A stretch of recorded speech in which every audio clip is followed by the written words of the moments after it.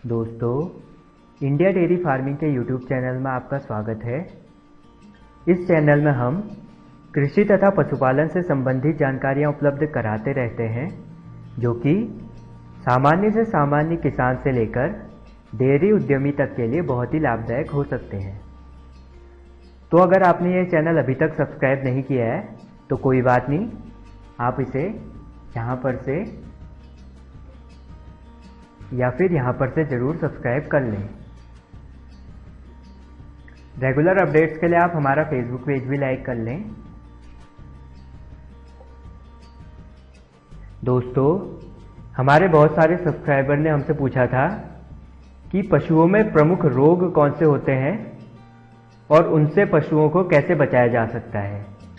तो इस वीडियो में आप दुधारू पशुओं के प्रमुख रोग, लक्षण व उनके उपचार के बारे में विस्तार पूर्वक जानेंगे।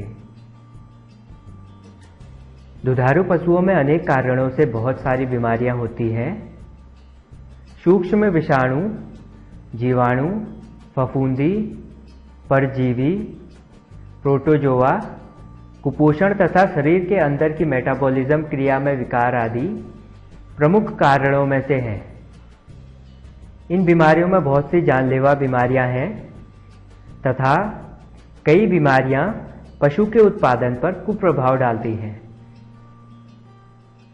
इस वीडियो में आप मुंह व खुर की बीमारी, उसके लक्षण, उपचार और बचाव के बारे में जानेंगे।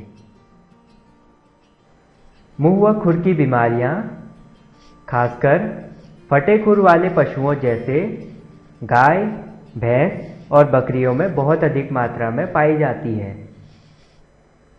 ऐसे पशु जो इन बीमारियों से ग्रसित रहते हैं, उन्हें उत्पादन कम होता है, जिसके चलते किसानों को आर्थिक हानि उठानी पड़ती है।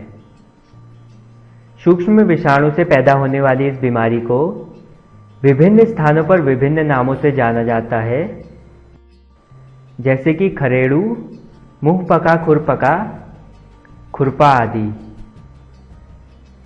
यह बहुत तेजी से फैलने वाला रोग है। मुंह व खुर की बीमारी के लक्षण। रोगग्रस्त पशु को 104 से 106 डिग्री फ़ारेनहाइट तक बुखार हो जाता है। वह खाना पीना व जुगली करना बंद कर देता है। दूध का उत्पादन गिर जाता है। मुख में छालों के कारण झागदार लाल का अधिक मात्रा में आना तथा मुंह हिलाने पर चपचप की आवाज आती है। इसी कारण इसे चपका रोग भी कहते हैं।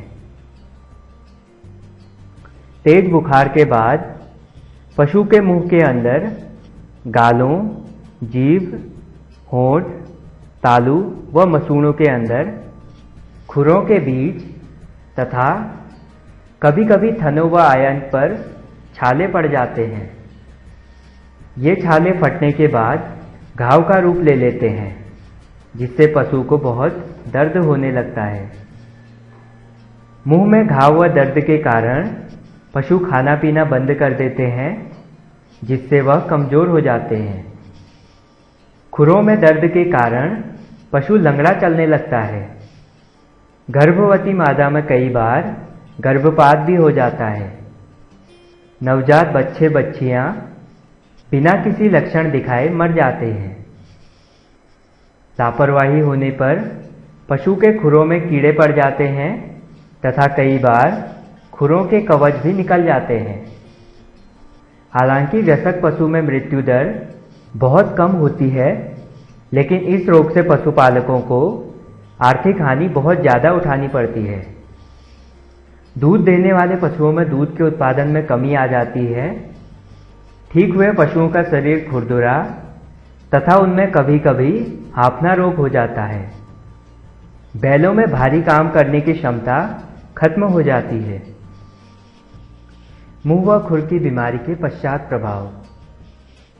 इस बीमारी से पशुओं में रोग प्रतिरोध क्षमता कम हो जाती है, जिसके कारण उनमें बीमारियां जल्दी होती हैं व प्रजनन क्षमता घट जाती है। विदेशी व मिक्स्ड ब्रीड गायों में यह बीमारी अधिक गंभीर रूप से पाई जाती है। यह बीमारी हमारे देश में हर जगह पाई जाती है। इस रोग से ग्रस्त पशु ठीक होकर अत्यंत कमजोर हो जाते हैं। दुधारू पशुओं में दूध का उत्पादन बहुत कम हो जाता है तथा बैल काफी समय तक कुछ करने योग्य नहीं रहते। मुंह व खुर की बीमारी के उपचार।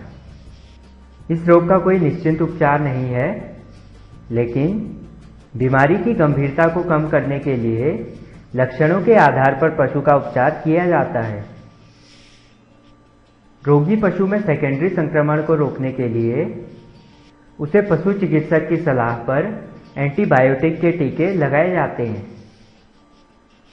मुंह व खुर के घावों को फिटकरी या पोटाश के पानी से धोते हैं। मुंह में बोरोग्लिसरीन तथा खुरों में किसी एंटीसेप्टिक क्रीम का प्रयोग किया जा सकता है। मुंह व खुर की बीमारी से कैसे करें बचाव? आइए अब जानते हैं कि इस बीमारी से अपने पशुओं को कैसे बचा सकते हैं। पहला, इस बीमारी के बचाव के लिए पशुओं को पॉलीवैलेंट वैक्सीन के वर्ष में 2 बार टीके अवश्य लगवाने चाहिए। बच्चे बच्चियों में पहला टीका 1 माह की आयु में, दूसरा 3रे माह की आयु तथा तीसरा 6ठे माह की आयु में और उसके बाद नियमित रूप से टीके लगाने चाहिए। दूसरा, बीमारी हो जाने पर रोगग्रस्त पशुओं को स्वस्थ पशुओं से अलग कर देना चाहिए। तीसरा, बीमार पशुओं की देखभाल करने वाले व्यक्ति को भी स्वस्थ पशुओं के बाड़े से दूर रहना चाहिए। चौथा, बीमार पशुओं के आवागमन पर रोक लगा देनी चाहिए। पांचवा, रोग से प्रभावित क्षेत्र से पशु नहीं खरीदना चाहिए।